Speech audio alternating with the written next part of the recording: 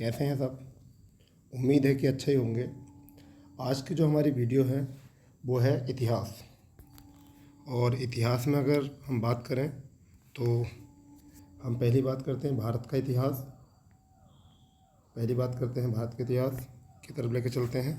और दूसरी तरफ अगर हम देखें तो विश्व के इतिहास की तरफ हम ध्यान देते हैं। अब हमको जो पढ़ना है वह पढ़ना है भारत का इतिहास। ठीक, भारत के इतिहास को जो है 3 भागों में विभाजित किया गया है। एक तो प्राचीन इतिहास, दूसरे नंबर मध्यकालीन इतिहास और तीसरे नंबर पर आधुनिक इतिहास। ठीक है, इसी सेशन में हम जो आगे बात करेंगे। ठीक है, तो आज जो हम कवर करने वाले हैं वो इतिहास का क्विक रिवीजन हम कवर करने वाले हैं, अगर हम इस बात को ध्यान दें तो। ठीक, चलिए आगे चलते हैं। तो हमारा जो अगर पहला टॉपिक है वो क्या है, प्राचीन भारत का इतिहास। ठीक, प्राचीन भारत का इतिहास अगर हम इधर देखते हैं तो प्राचीन भारत के इतिहास में अगर हम देखें तो भारत के इतिहास का नामकरण और नामकरण का अगर हम डिस्कस करेंगे तो हमारा सबसे पहला अगर नामकरण की बात करें तो वो है आपका महाकाव्य और पुराणों में। यानी कि भारतवर्ष जो नाम मिला है वो कहाँ पर मिला है, वो मिला है हमारे महाकाव्य और पुराणों में। और जब हम इसको आगे पढ़ेंगे तो अभिलेखों में भी जो हमारा हाथीकुंभा अभिलेख है उसमें भारत के इतिहास में भारतवर्ष का नाम मिलता है। अब देखिए, भारतवर्ष जो नाम मिला है वह मिला है भरत का देश।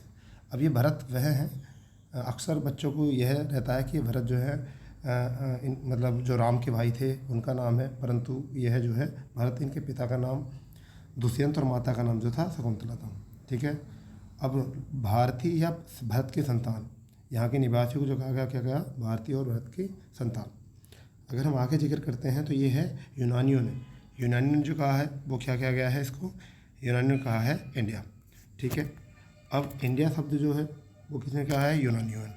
ठीक है, यूनानियों ने इंडिया शब्द कहकर पुकारा है, और जबकि मुस्लिम इतिहासकारों ने इसे हिंदुस्तान कहकर पुकारा है। ठीक है, इतिहास कहकर पुकारा है, यानी कि मुस्लिम इतिहासकारों ने इसे हिंदुस्तान कहकर पुकारा है। अगर हम आगे लेकर चलते हैं बात को तो आगे है हमारा, देखिए अब हम इतिहास की जानकारी देखते हैं कि इतिहास की जो जानकारी मिली है वो हमें किस किस माध्यम से जानकारी मिली है। अगर हम इस पर थोड़ा गौर दें तो यह है हमारा भारतीय धार्मिक और ऐतिहासिक ग्रंथ।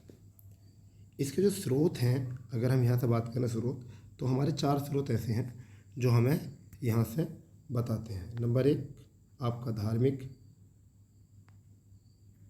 नंबर 1 हमारा जो है वो धार्मिक ग्रंथ हो जाएगा।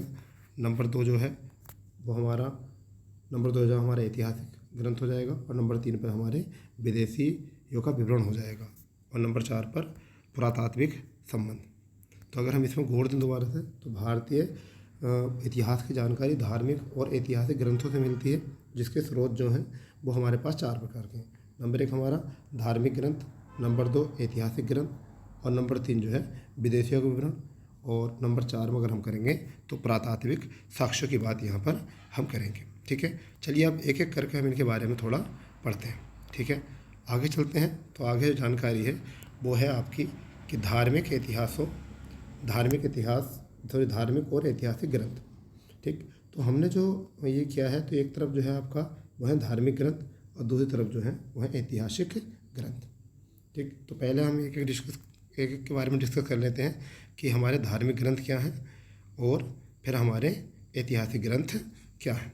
ठीक, तो अगर हम धार्मिक ग्रंथों की तरफ जाते हैं तो सबसे पहले वेद हमारे धार्मिक ग्रंथों में, फिर दूसरे हमारे ब्राह्मण ग्रंथ, फिर पुराण, वेदांग, उपनिषद, स्मृति ग्रंथ, धर्मसूत्र, अरण्यक, जैन साहित्य और बौद्ध साहित्य। ठीक है, एक बार फिर अगर हम इनको यहाँ से गौर करके देखें तो इन्हें ये यही क्रम याद होना चाहिए हमको, यानी कि वेद, नंबर 2 ब्राह्मण, नंबर 3 पुराण, नंबर 4 वेदांग, नंबर 5 उपनिषद, नंबर 6 स्मृति ग्रंथ, नंबर 7 धर्मसूत्र, और नंबर 8 अरण्यक, और नंबर 9 जैन साहित्य, और नंबर 10 में आपका बौद्ध साहित्य।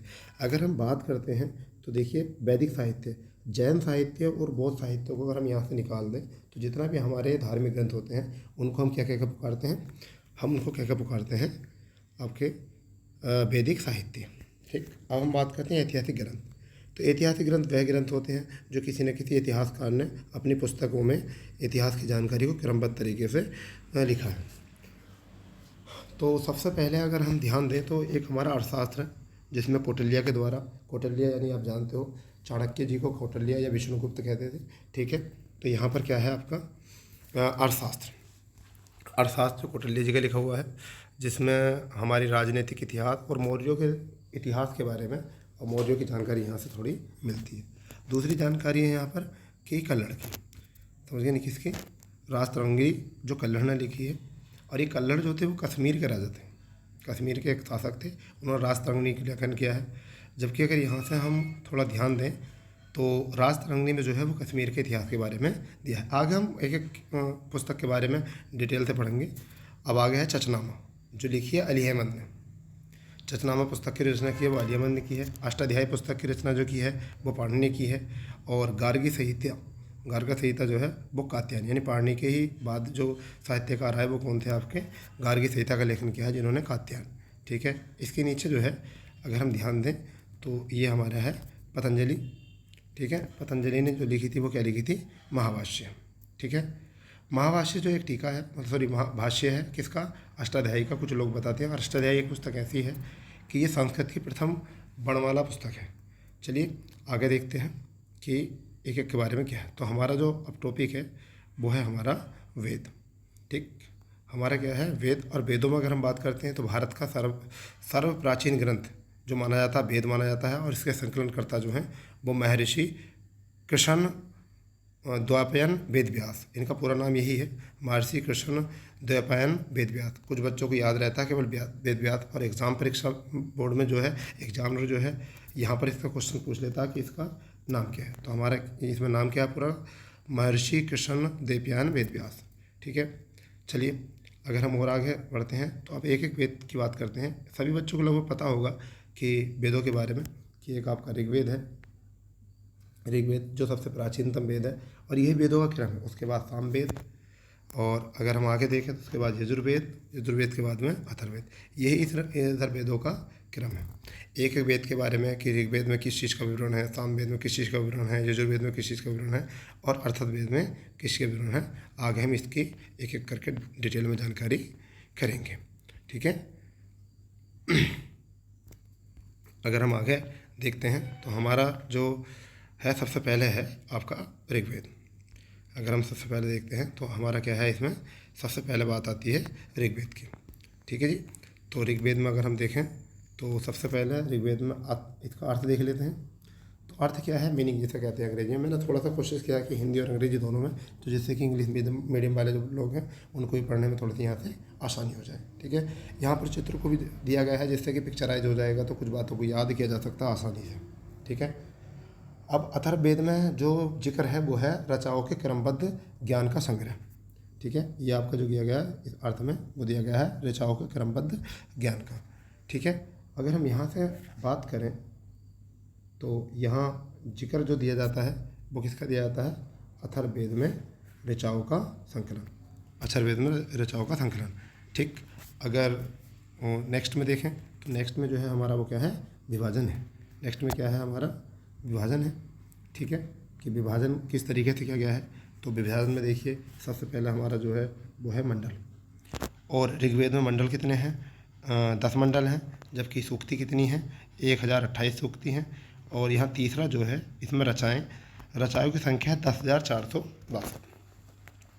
रचाओं का अगर थोड़ा सा जिक्र करें तो इंद्र के जो विवरण है वो 250 बार है, अग्नि का जो जिक्र है वो 200 बार है। और पढ़ने वाले ऋषि को यहाँ पर होत्र कहा जाता है। पढ़ने वाले ऋषि को जो क्या कहा जाता है, वो होत्र कहा जाता है। अगर हम विशेष जानकारी की तरफ आएँ तो देखिए जानकारी बहुत इंपॉर्टेंट है कि ऋग्वेद यानी किसकी बात कर रहे हैं हम, ऋग्वेद। और ऋग्वेद में आर्यों की राजनीतिक प्रणाली, ऋग्वेद में आर्यों की राजनीतिक प्रणाली और विश्वामित्र द्वारा रचित तीसरा मंडल जिसमें गायत्री मंत्र का जिक्र आगे होगा। हमको ऋग्वेद के 10 मंडलों में से कुछ इंपॉर्टेंट मंडल हैं जो याद रखने हैं। एक तो तीसरा मंडल, 8वां मंडल, 9वां मंडल और 10वां मंडल। चलिए आगे देखते हैं क्या है। तो आगे जो बताया था कि इसमें क्या है कि विश्वामित्र द्वारा रचित जो है तीसरा मंडल, उसमें क्या है, सूर्य देवता सावित्री, सूर्य देवता सावित्री को समर्पित गायत्री मंत्र का वर्णन दिया गया है। यानी कि इस बात को आपको बहुत इंपॉर्टेंट तरीके से याद रखना है कि विश्वामित्र द्वारा रचित तीसरा मंडल, ऋग्वेद में टोटल कितने मंडल? 10 मंडल है। उनमें विश्वामित्र द्वारा रचित तीसरा मंडल जो सूर्य देवता सावित्री को समर्पित गायत्री मंत्र का विवरण है। ठीक, गायत्री मंत्र का विवरण। चलिए आगे देखते हैं।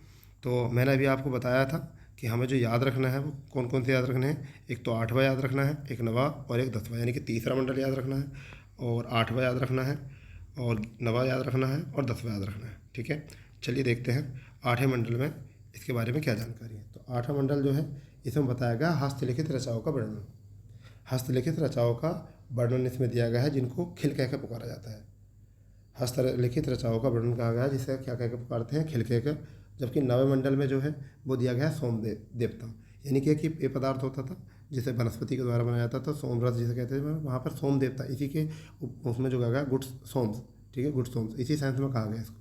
जबकि 10वें मंडल में इसका जो जिक्र है, 10वें मंडल में चतुर्थीयन समाज है, यानी कि 4 वर्णों का विवरण। और 4 वर्ण कौन है? ब्राह्मण, क्षत्रिय, वैश्य और शूद्र।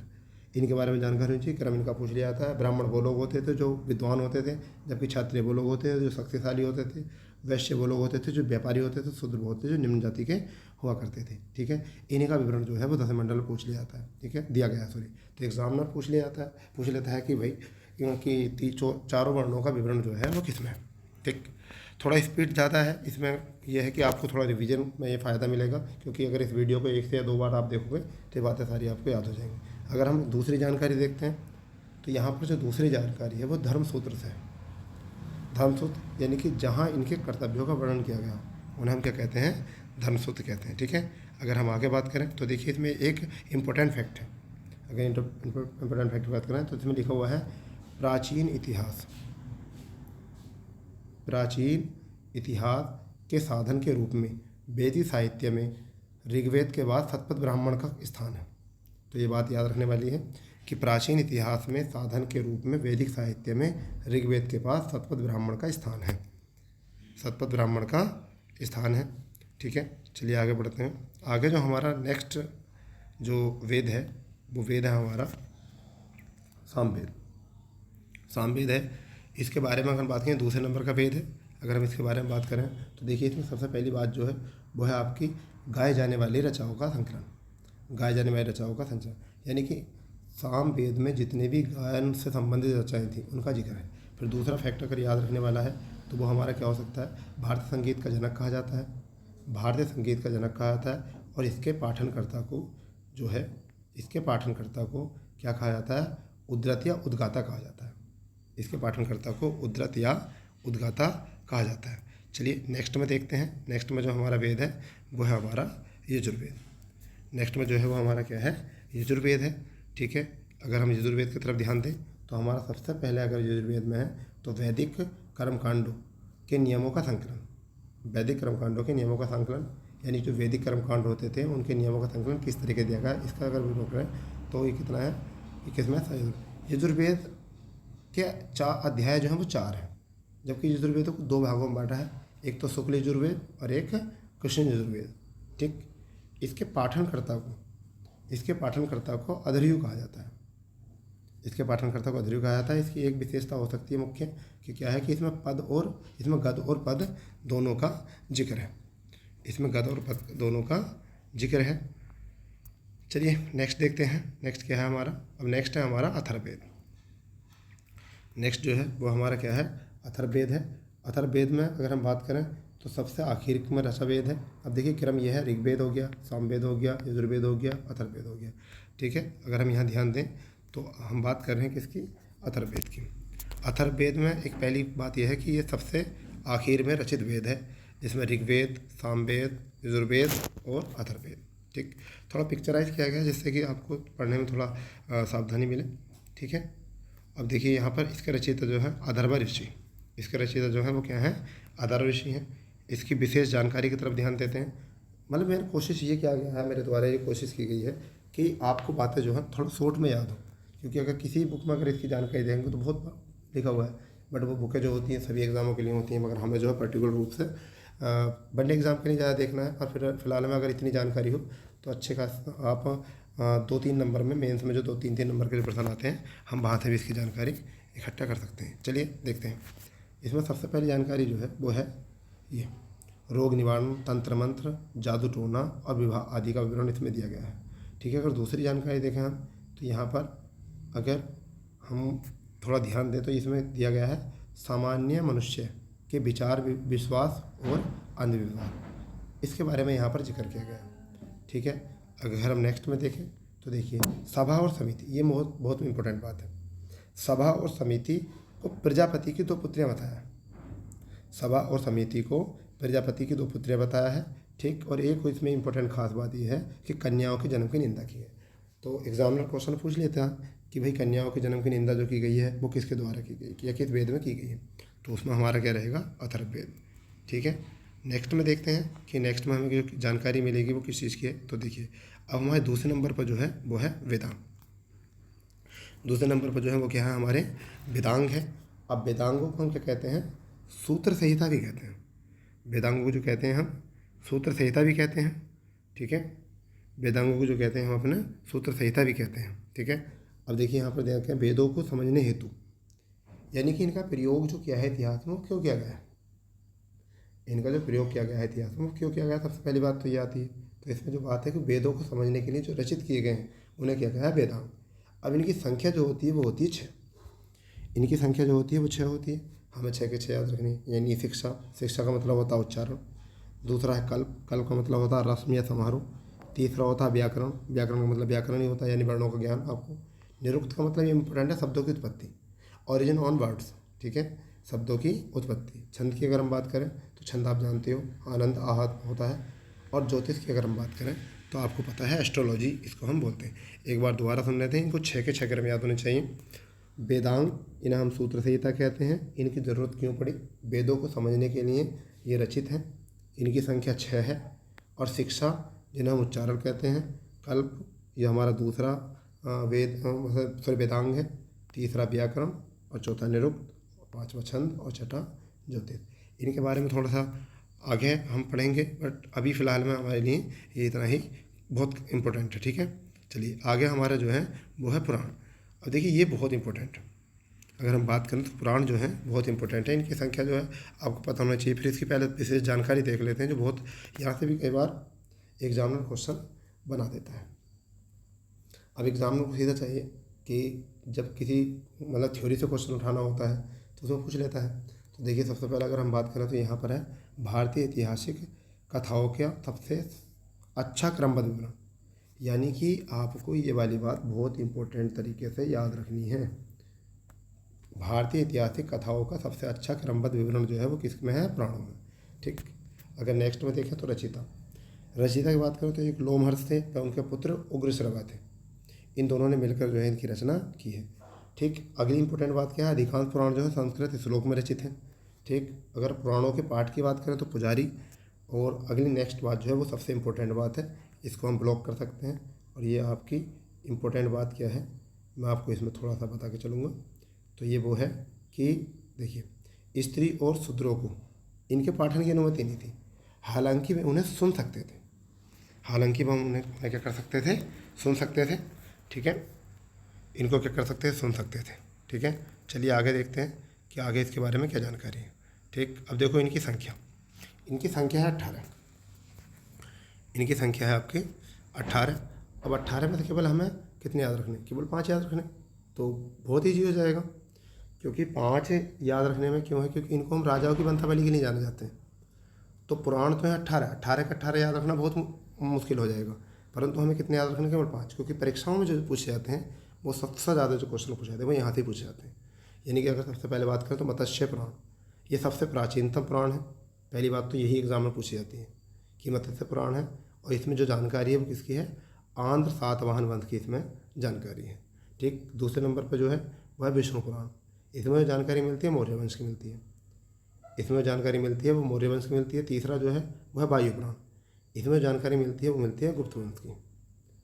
ठीक है। इसमें जानकारी मिलती है किसकी, मिलती है गुप्त वंश की। फिर आपका ब्राह्मण पुराण, इसमें पुरुवंश जैसे महापुराण कहते हैं उसकी जानकारी मिलती है। फिर आपका एक भागवत पुराण, इसमें जानकारी मिलती है वो श्री कृष्ण की भक्ति की जानकारी मिलती है। ठीक है। नेक्स्ट में देखते हैं कि हमारी क्या जानकारी है। अभी देखिए ब्राह्मण, ये भी एक इम्पोर्टेंट फैक्ट है, बहुत ही इम्पोर्टेंट। अगर हम देखें तो परीक्षा की नज़र से अगर देखें तो बहुत इम्पोर्टेंट ये टॉपिक है कि ब्राह्मण, ठीक, ब्राह्मणों का ज़रूरत क्यों पड़ा। हम सबसे पहले देखना चाहते हैं, हम जानेंगे ब्राह्मणों की ज़रूरत इतिहास में क्यों पड़ी। तो देखिए इसमें पहली बात जो है वो यज्ञों और कर्म कांडों के विधान के बारे में, यज्ञों और कर्म कांडों के विधान के बारे में इसकी जानकारी दी गई। दूसरे नंबर पर अगर हम बात करें तो पुराण, प्रमुख ब्राह्मण जो होते हैं, ग्रंथ जो होते हैं, उनका जो जिक्र है वो किससे है, वो वेदों से, यानी इन्हें प्राप्त कहाँ से होते हैं, वेदों से प्राप्त होते हैं। ठीक, अगर हम बात करें ऋग्वेद में, तो ऋग्वेद में देखिए ऐतरेय ब्राह्मण हो गया, सांख्यान हो गया, कौशिकीय ब्राह्मण भी इसे कहते हैं। ठीक, फिर आपका शुक्ल यजुर्वेद। देखिए यजुर्वेद को मैंने आपको पीछे बताया था, जब वेद हम पढ़ा रहे थे तो मैंने बताया था कि यजुर्वेद को 2 खंडों में बांटा गया है। एक तो आपका अध्याय इसके 4 है, इसे खंडों में बांटा गया। एक तो आपका हो गया शुक्ल यजुर्वेद और दूसरा आपका कृष्ण यजुर्वेद। तो शुक्ल यजुर्वेद से जो मिलता है वो शतपथ ब्राह्मण मिलता है, और कृष्ण यजुर्वेद से जो मिलता है वो ऐतरेय ब्राह्मण मिलता है। इसी प्रकार से सामवेद में सबसे ज़्यादा ब्राह्मणों की उत्पत्ति हुई, जैसे पंचविश हो गया, तांडव ब्राह्मण हो गया, षड्विश हो गया आपका, और वंश ब्राह्मण हो गया, मंत्र ब्राह्मण हो गया, और आपका जैमिनी ब्राह्मण हो गया। समझ गए नहीं, इन्हें एक बार और देख लेंगे। ठीक है, सामवेद में अगर हम देखें तो पंचविश, तांडव ब्राह्मण, षड्विश ब्राह्मण, साम विधान ब्राह्मण, बंध ब्राह्मण, मंत्र ब्राह्मण और जैमिनी ब्राह्मण। ठीक, अथर्ववेद जो है उसमें है गोपद ब्राह्मण। ठीक है, तो थोड़ा सा ऐसा इनको एक बार रिवाइज कर लें कि ब्राह्मणों की जो बारे में बताया गया, इनकी जरूरत क्यों पड़ी, वही यज्ञ और कर्मकांडों के विधान के बारे में। प्रमुख ब्राह्मण ग्रंथ जो हैं उनकी जानकारी हम अगर देखें तो इनका संबंध जो है वो किनसे है, वेद से। सबसे पहला वेद का है ऋग्वेद। ऋग्वेद में जो आपको ऐतरेय ब्राह्मण मिलेगा, सांख्यान मिलेगा, मगर यहाँ इंपॉर्टेंट जो है वो ऐतरेयण है, ऐतरेय ब्राह्मण। शुक्ल यजुर्वेद में शतपथ ब्राह्मण है, कृष्ण यजुर्वेद में जो है ऐतरेय ब्राह्मण है, सामवेद में अगर हम इसमें सामवेद में देखें जैमिनी ब्राह्मण सबसे इंपॉर्टेंट है। ठीक, अथर्ववेद की अगर हम बात करें तो गोपद ब्राह्मण यहाँ पर इंपॉर्टेंट है। इसमें एक नोट पॉइंट किया गया कि शतपथ ब्राह्मण को जो किया गया है, शतपथ ब्राह्मण को स्त्री, शतपथ ब्राह्मण में स्त्री को पुरुष की अर्धांगिनी कहा गया, स्त्री को जो पुरुष की अर्धांगिनी कहा गया है। चलिए अब आगे बात करते हैं कि इसके बाद अन्य वैदिक साहित्य की बात करते हैं। ठीक, अगर अन्य वैदिक साहित्य की बात करें तो सबसे पहले मैत्रीन में क्या कहा गया है, स्त्री की सर्वाधिक गृह स्थिति बताइए मैत्रीनी में। ठीक, दूसरी इंपॉर्टेंट बात क्या हो सकती है, दूसरी इंपॉर्टेंट बात ये हो सकती है कि जुआ और शराब की भांति स्त्री को पुरुष का तीसरा मुख्य दोष बताया है। अगर हम आगे देखें तो मनुस्मृति, हमारा अगला साहित्य क्या है, मनुस्मृति है। अगर इसमें देखें तो सबसे प्राचीन स्मृति ग्रंथ, ये वाला इंपॉर्टेंट है, क्वेश्चन आया था सबसे प्राचीन स्मृति ग्रंथ जो है वो कौन सा है, तो आपको याद रखना है स्मृति। ठीक है, इसमें जानकारी मिलती है, वो मिलती है शुंग काल के ग्रंथ, यानी कि क्या है, शुंग काल का ग्रंथ, और शुंग काल की इसमें जानकारी आपको मिलती है।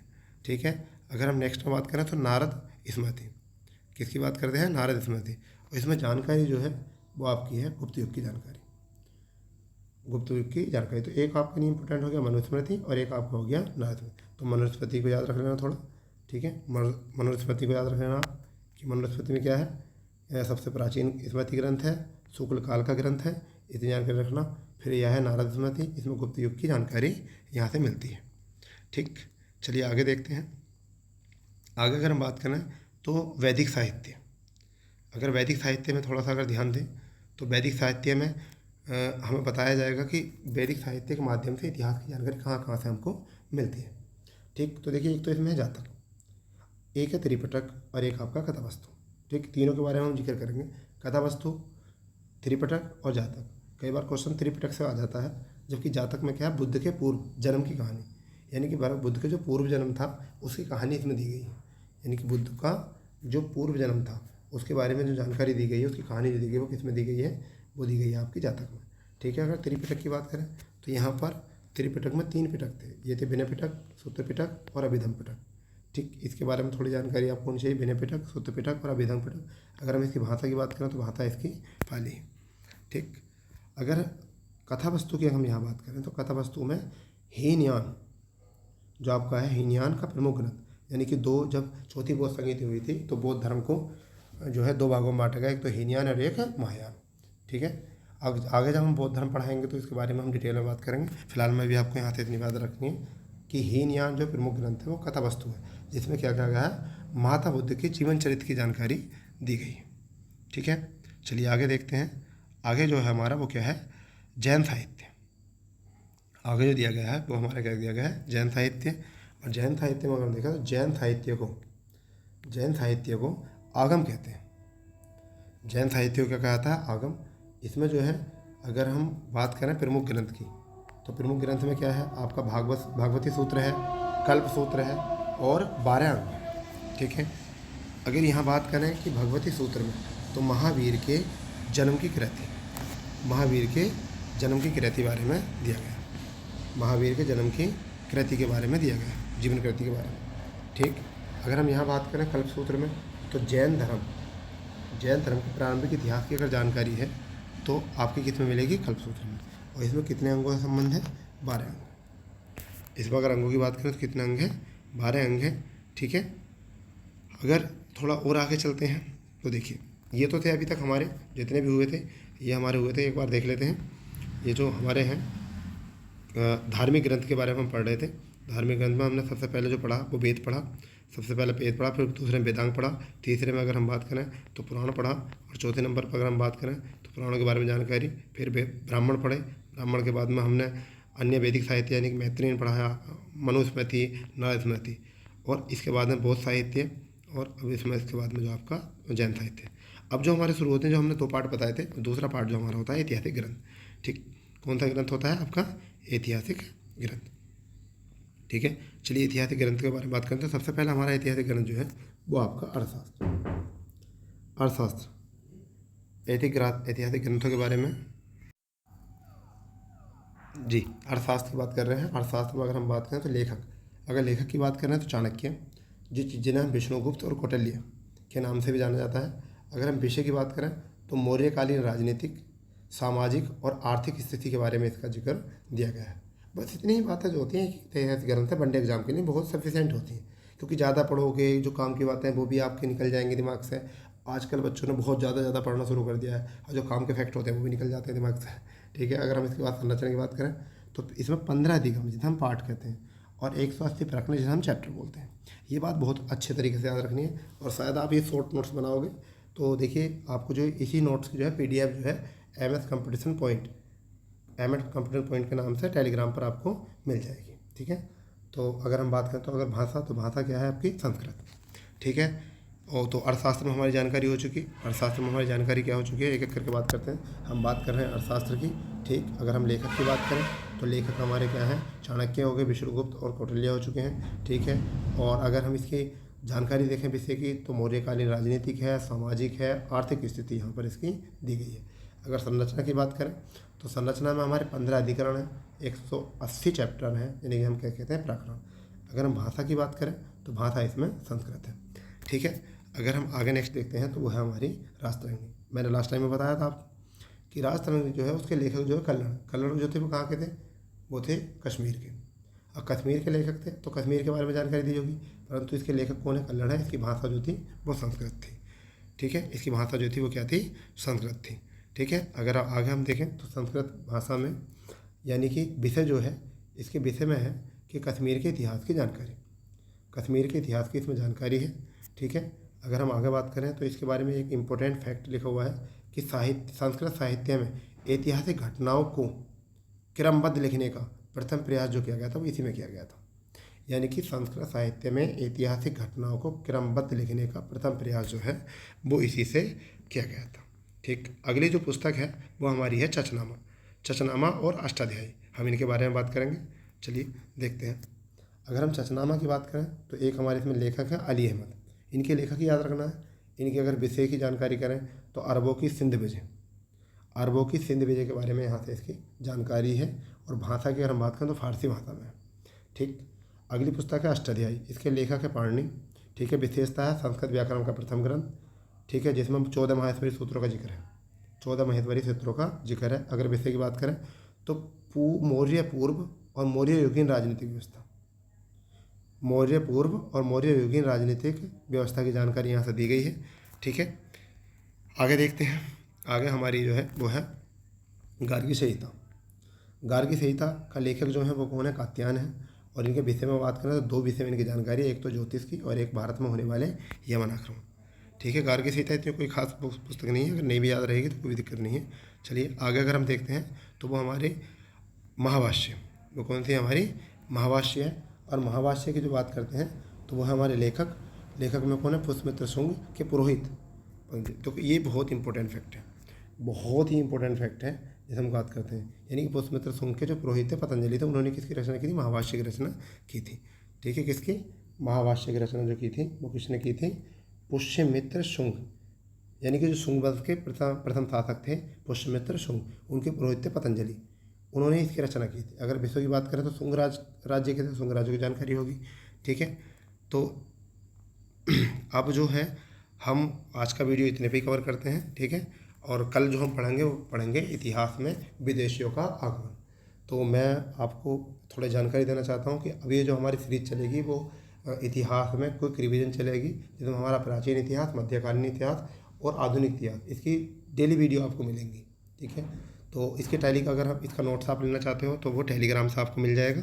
टेलीग्राम जो है वो आपको अगर देखना है अगर तो उसमें आपको लिखना है MS